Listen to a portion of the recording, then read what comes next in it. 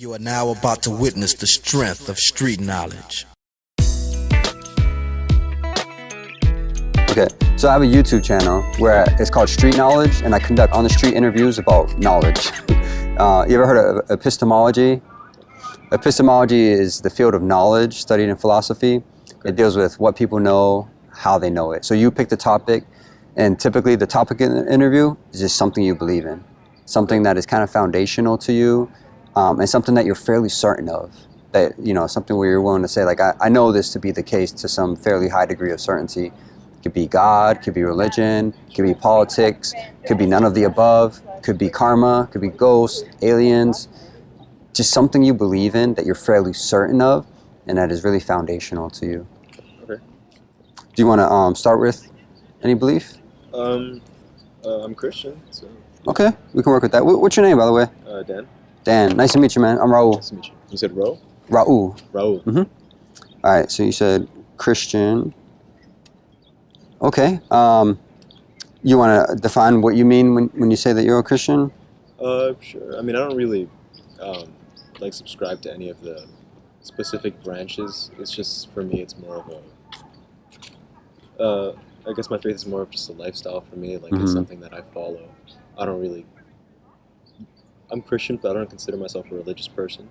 You know, it's something that I follow, and that you know, it's just a part of who I am.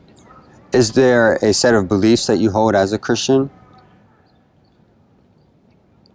Define set of beliefs. Like, do you mean like rules or? No, I mean just like things that you believe to be true. Sure.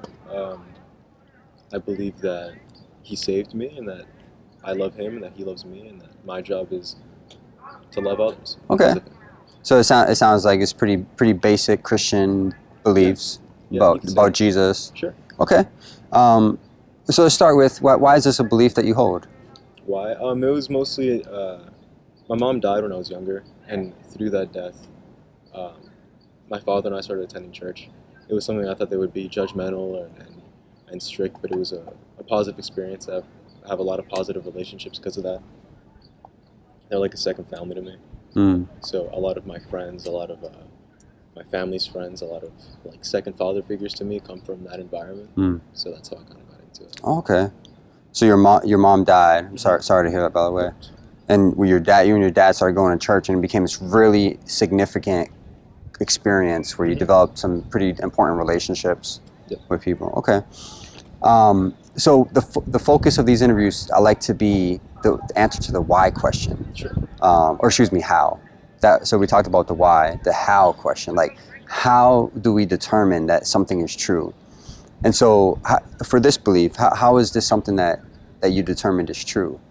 Well, for me, it's there are certain, I'm not going to get too specific, is that okay? But there's certain changes within me that I noticed. There was certain things that helped me, like that when I applied the messages that were given to me to my own life, to see if they would produce any changes within me, I saw that became true. There was certain prayers that I held dear to me, especially during, because when my mother died, she didn't die immediately. She was in a coma for 18 months prior to her death. It was a car accident. There was a lot of prayers that I had during that time that He answered to me in a very personal way. So even though there's a lot of evidence to the contrary, it's something that, since He answered it to me on such a personal level, it's something that validated my faith to me. Okay. Okay, so I'm hearing two things there. The first thing is certain changes took place in you, and then the answer to prayers, is that what you said? Okay.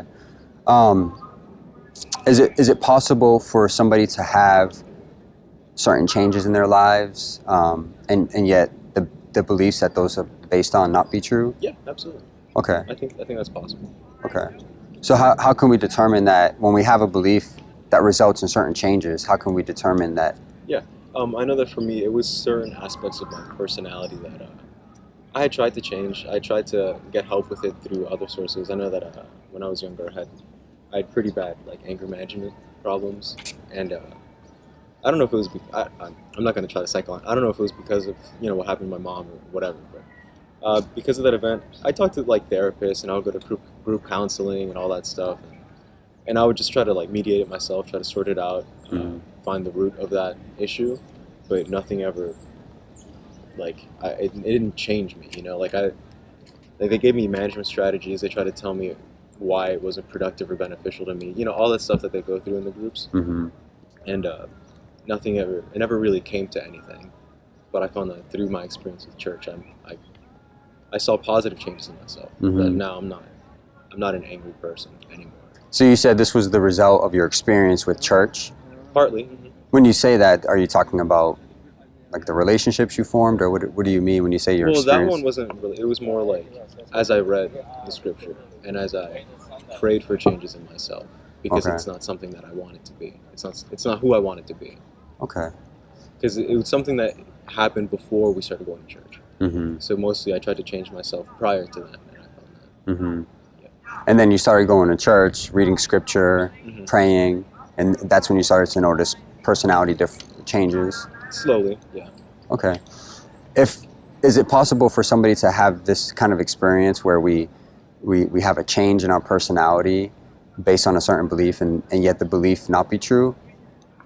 It's possible in principle, yeah. Okay. I'm not going to say it's, So how can we determine if we hold a belief that results in a certain change in personality, how can we determine whether or not the belief itself is true?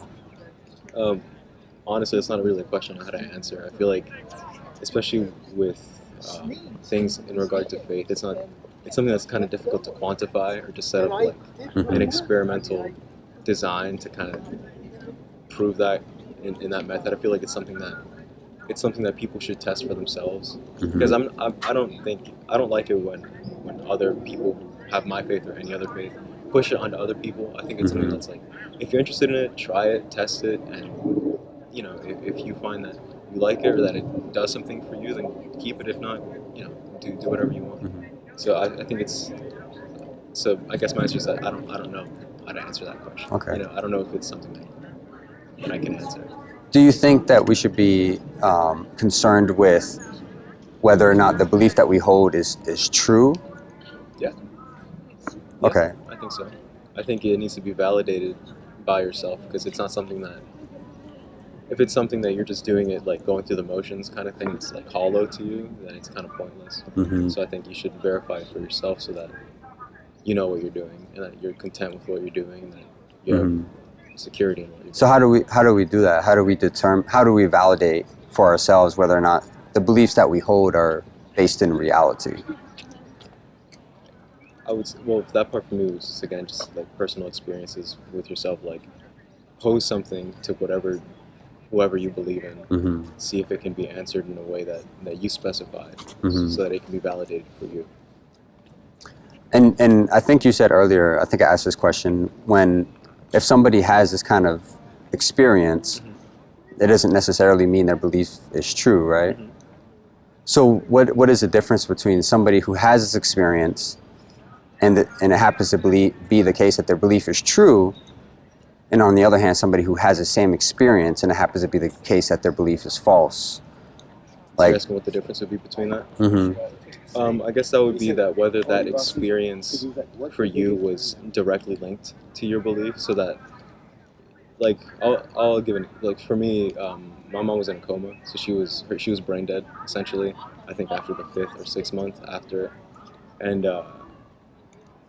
like, for the long time, she didn't open her eyes, she couldn't move, she was just bedridden, essentially, because of the coma, and, the doctor said, she's never going to open her eyes again, she's never going to do anything again, and started to be like, you talk about whether you want to keep her on life support or take her off of it, and starting to go down that road. I know that after a lot of prayer with my father, we had a moment together where she opened her eyes and she acknowledged us, and like she looked at me, and I talked to her and she shook her head, and I could see her again after 17 months, and it was the month prior to her death, after 17 months of just being brain dead, and it was something that I asked for specifically to him, that I saw an answer in that way that I don't, that. So I suppose when an experience is intrinsically linked with what you asked for in prayer or meditation or whatever you want to call it, I think when it's asked through the standards that you ask it, like if you set up standards and it proceeds and goes in accordance with those standards because of what you asked, like, I don't know if I'm making No, that's interesting. Yeah. So prayer, basically, that's or meditation or whatever you want to call right. But where you make a request of some kind, Mm-hmm. specific request comes to pass. Yeah, and I mean specific, because if I ask, like, oh, I want to eat a burger today, and then I eat a burger, Right. it's not something that's, like, intrinsically linked to the faith. So let's say we have a case where somebody prays a prayer Mm-hmm. and it does not come to pass. Sure. Would that therefore mean that their belief is not true? No, I don't think so. I know that in the scripture it tells us that sometimes his answer is no, and we might not like that answer, but sometimes his answer is no. For example, I asked her for her not to die, and Mm-hmm. his answer was no, and the reasons for which, it's something that I had to deal with, Mm-hmm. even though. Just because his answer was no in the situation doesn't invalidate the rest of who he is. It's just that he gave me an answer. His answer was no, Mm-hmm. and it's something that I have to, you have to come to terms with. That even though you make a request, it's not always going to be granted. Sometimes God's answer is yes, sometimes it's no. Sure. What's the difference between God's answer being no and there just being no God? Like, how can we tell the difference between those two things? Empirically, or in a matter of quantifying it, I don't know if there would be an answer, because I think you can take that and kind of apply it to something and not have it be like a definitive result. But I guess it would. That sometimes I think the difference is that, like, when the answer is no, I think there's a reason for it being no, versus it just being, that's just life. It happens. Mm-hmm. It's just some meaningless occurrence. Yeah. I think the difference with the former, like God saying no versus just no God, Mm-hmm. it's in that there's a purpose for that no, that he's trying to build something he has a plan that we can't recognize in the moment sometimes. Mm-hmm. So, I mean, her death has led to a lot for me, and it's led to a lot that helps me understand the context of it. Mm-hmm. There's a lot that I've learned since then, versus if it was just she died, there was a car accident, she was in a coma, she died, that's just life, it happens. If it just had no meaning, what I learned afterwards wouldn't have happened. Mm-hmm. What would it mean for you if you were to find out that you were mistaken concerning this belief? Like, can you elaborate a little bit? Like, Yeah, if it turned out that would I change my that lifestyle, Christianity wasn't true, like, how would that impact you? Would that be a significant discovery? Like, what? Sure. Yeah, if there was a moment where I felt that it wasn't, yeah, it would be. It would lead to some lifestyle changes, but I feel like even if it wasn't, I still wouldn't regret it. Like, you know what I mean? Mm-hmm. Because it's led to so many positive changes for me. I mean, if it was, it would be, for me, it would be a big discovery, and it would lead to certain lifestyle changes, but other than that, it wouldn't fill me with bitterness or regret, Mm-hmm. So back to the prayer thing. So you said sometimes the answer is yes, sometimes it's no. Sure. And I think you said there's no empirical way to tell the difference between. I mean, there's something I would know of. I don't. Okay. So if there's no empirical way to tell whether this is a no from God or just there's no God, is this something that we can have a high degree of certainty concerning? No, I don't know. I don't think so, because I don't think that science will be capable of proving that there is or that there isn't. I just think it's something that we won't be able to quantify. Mm-hmm. I don't know if that makes sense. Mm-hmm. Okay. Like, I don't know if it'll be able to, like, even if I wasn't arguing from a Christian perspective, I don't know if science would be able to prove the existence or the lack thereof. What's your degree of confidence in this belief? Like, if we can quantify from 0 to 100, with 100% being no doubt in my mind, on the spectrum, In my belief in how him, confident? 100. Mhm. Is that based on the prayer? Yeah. Okay. Based on everything I've seen so far with my experience. Okay.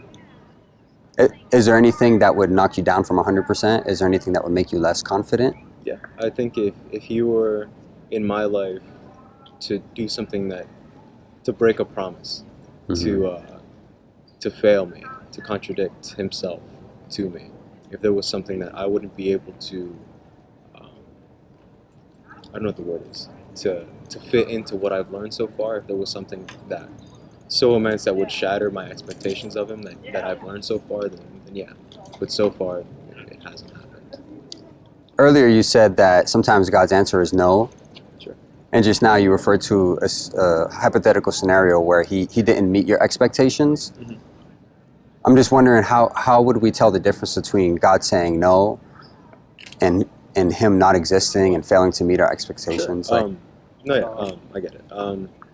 I suppose that when he would say no, I don't think that he's cruel, that he does it for no reason. I know that prior to her death, my dad had certain experiences with others that when he says no, it isn't just say no and then leave you alone and deal with it. It's no, and there's a reason for that no, and that he's willing to walk you through why it's no, because he's doing it for your best interest. If it's just that there's nothing, again, it's just, it is what it is. It has no attached significance. But with him being in the picture, that no has a reason behind it, that he can show you and that he can teach you why it was no, instead of just, it is what it is. So at what point would you go beyond having to accept his no answer to concluding that he's Not real. Yeah. So, like you're saying, can you repeat the, so like if, Right. So it seems like if something doesn't, if there's what you perceive to be a no question or a no answer, you would deal that with ever that. lead me to- You deal with that, and you say, okay, God is God. You know, he said no, that's okay. How would it look any different in the event that he just he didn't exist? I'm wondering how we discern the difference. You know what I mean? Okay. I guess that in that situation, it would be that if it would contradict something that's in his word. Because like in the scripture, he has promises to us that he said he's never going to break. Okay. If his no were to result in the shattering of said promise. Then Okay. So if the scripture said one thing and your experience said another thing, yeah. that would, to you, that would be like probably he doesn't exist. Yeah. It would start to, make me doubt. Okay. in him. All right, man. I appreciate it. No problem. Thank you so much for getting you were kind of really- personal there. And No, that's cool. You're Yeah. really, nice about it. You weren't pushy or anything. yeah. Man, I'm so sorry you had to go through all that stuff, dude. But I respect your story, man. I really appreciate you sharing that. Thanks a lot. Have a good one. You too.